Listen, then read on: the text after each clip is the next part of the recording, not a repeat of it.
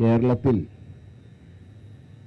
മാസത്തിൻ്റെ ആരംഭത്തിൽ ശമ്പളം കൊടുക്കാത്ത കേരളത്തിലെ ഏക പൊതുമേഖലാ സ്ഥാപനമായി KSRTC മാറിയിരിക്കുക. അങ്ങനെ ശമ്പള പരിഷ്കരണത്തിനെക്കുറിച്ച് പറയേണ്ട ആവശ്യമില്ല. കാരണം ശമ്പളം ഉണ്ടെങ്കിലല്ലേ പരിഷ്കരിക്കേണ്ട ആവശ്യമുള്ളൂ. ഇത് ശമ്പളം തന്നെയില്ല, പിന്നെ പരിഷ്കരണവുമില്ല, DA ഇല്ല, ഒരു ഏർപ്പാടുമില്ല. ഏറ്റവും രസകരമായ കാര്യം ഇന്ത്യയിലെ ഏക കമ്മ്യൂണിസ്റ്റ് മുഖ്യമന്ത്രി ഭരിക്കുന്ന സംസ്ഥാനമാണ്. എന്തൊക്കെയായിരുന്നു കൊണ്ട് റഷ്യൻ വിപ്ലവ കാലത്ത് പറഞ്ഞ എന്തൊക്കെയാ? 8 മണിക്കൂർ ജോലി, 8 മണിക്കൂർ വിശ്രമം, 8 മണിക്കൂർ വിനോദം. ഇതൊക്കെ പറഞ്ഞ് സർക്കാർ ഭരിക്കുമ്പോഴാണ് മാസ ശമ്പളം കൊടുക്കാത്ത ഒരു ഡിപ്പാർട്ട്മെൻറ്റ് കേരളത്തിൽ തന്നെയുള്ളത്. എന്നാൽ ഇവിടെ സോഷ്യൽ മീഡിയയിലൊക്കെ മന്ത്രിയെ അനുകൂലിച്ചുകൊണ്ട് കുറേ വിദ്വാന്മാർ ഇപ്പോൾ ഇറങ്ങിയിട്ടുള്ളത് റെക്കോർഡ് കളക്ഷനാണ്. ഇപ്പോൾ നഷ്ടത്തിലാണെന്നുള്ള അഭിപ്രായം ഇല്ല. Record collection. ആ കളക്ഷൻ എങ്ങനെ കിട്ടുന്നത്? മന്ത്രി വണ്ടി ഓടിച്ചിട്ടാണോ? മന്ത്രി ഏതോ 1-2 ബസ്സൊക്കെ ഓടിച്ചു എന്ന് പറഞ്ഞാൽ അദ്ദേഹത്തിന് AV ലൈസൻസ് ഉണ്ടോ എന്ന് എനിക്ക് അറിഞ്ഞുകൂടാ. AV ലൈസൻസ് ഇല്ലാത്തവർ വണ്ടി ഓടിക്കാൻ പാടില്ല എന്നാണ് നിയമം. ആനേൻ്റെ പുറത്ത് പിന്നെ ആർക്കും കയറാം, അതിന് കുഴപ്പമൊന്നുമില്ല. പക്ഷേ ആന വണ്ടിക്ക് അങ്ങനെയല്ല. ആന വണ്ടി ഓടിക്കണമെങ്കിൽ ഹെവി ലൈസൻസ് വേണം. ആനപ്പുറത്ത് കയറുന്ന പോലെയല്ല ആന വണ്ടി ഓടിക്കുന്നത്. അപ്പോൾ അതുകൊണ്ട് മന്ത്രിക്ക് ലൈസൻസ് ഉണ്ടോ എന്ന് എനിക്ക് അറിഞ്ഞുകൂടാ. ഏതായാലും റെക്കോർഡ് കളക്ഷൻ എന്ന് പറയുമ്പോൾ ഈ കളക്ഷൻ എങ്ങനെയാണ് ഉണ്ടായത്? എങ്ങനെയാണ്? ഡ്രൈവർമാർ വണ്ടി ഓടിച്ചിട്ടല്ലേ കളക്ഷൻ ഉണ്ടായത്. കണ്ടക്ടർമാർ കൃത്യമായിട്ട് ടിക്കറ്റൊക്കെ മുറിച്ച് കൊടുത്തുകൊണ്ടല്ലേ കാശുണ്ടായത്. പക്ഷെ അങ്ങനെ റെക്കോർഡ് കളക്ഷനുള്ളപ്പോൾ പിന്നെ ശമ്പളത്തിന് എന്താ കുഴപ്പം? പിന്നെ എന്താ ശമ്പളം കൊടുക്കുന്നതിന് തടസ്സം എന്താ? അപ്പോൾ തന്നെ ഒരുപാട് ഉണ്ടല്ലോ, ലക്ഷറി കോച്ചുകളൊക്കെ പറഞ്ഞിട്ടുണ്ടല്ലോ. പഴയ നമ്മുടെ മുഖ്യമന്ത്രി കയറിയ വണ്ടിയാണല്ലോ ഇപ്പോൾ ബാംഗ്ലൂരേക്ക് സർവീസ് നടക്കുന്നത്. അത് അന്ന് അവർ കയറിയപ്പോൾ തന്നെ വണ്ടിയുടെ പ്രാധാന്യം പോയി.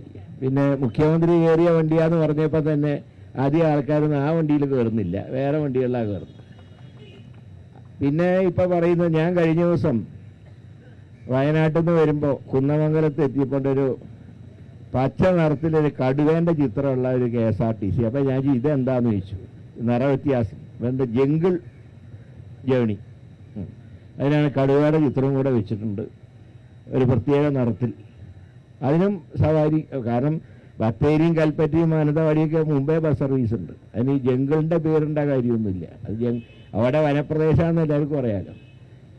ഇവരുടെയൊക്കെ മുമ്പ് തന്നെ, എത്രയോ കാലം മുമ്പ് തന്നെ ആ ഭാഗങ്ങളിലൊക്കെ KSRTCയും സാധാരണ ബസ്സുകളൊക്കെ ഓടിക്കാറുണ്ട്. അതിന് പ്രത്യേകിച്ച് ജംഗിൾ സവാരിയുടെ ആവശ്യമൊന്നുമില്ല. പഴയ വണ്ടിയൊക്കെ പെയിൻ്റ് അടിച്ച് കൊണ്ടുള്ളൂ. അപ്പോൾ ഒരു പുതിയ ബസ്സും വാങ്ങുന്നില്ല. മുമ്പ് ബഡ്ജറ്റിലൊക്കെ ഉണ്ടായിരുന്നല്ലോ എത്രയോ മറ്റേ ഇലക്ട്രിക് ബസ്സുകൾ വാങ്ങാൻ പോകാന്നൊക്കെ ഉണ്ടായിരുന്നു. പക്ഷേ ഇലക്ട്രിക് ബസ് പോയിട്ട് ഒരു ബസ്സും വാങ്ങുന്നില്ല. കളക്ഷനുണ്ട്, ശമ്പളം കൊടുക്കില്ല. സമരം ചെയ്തതിൻ്റെ പേരിൽ ഉള്ളതും കൂടെ കൊടുക്കില്ല. എത്രയോ കാലം അവർ പറഞ്ഞ് 1-ാം തീയതി എന്നൊരു ദിവസം ഉണ്ടെങ്കിൽ ശമ്പളം കൊടുത്തിരിക്കുന്നതാണ് ഈ മന്ത്രി മാറിയപ്പോൾ പറഞ്ഞത്. മറ്റേ മന്ത്രിയാണെങ്കിൽ, പണ്ട് ഉണ്ടായിരുന്ന മന്ത്രിയാണെങ്കിൽ മെയ് മാസത്തിലാണ് സമരം ചെയ്ത ജീവനക്കാർക്കെതിരായിട്ട് നടപടിയെടുത്തത്.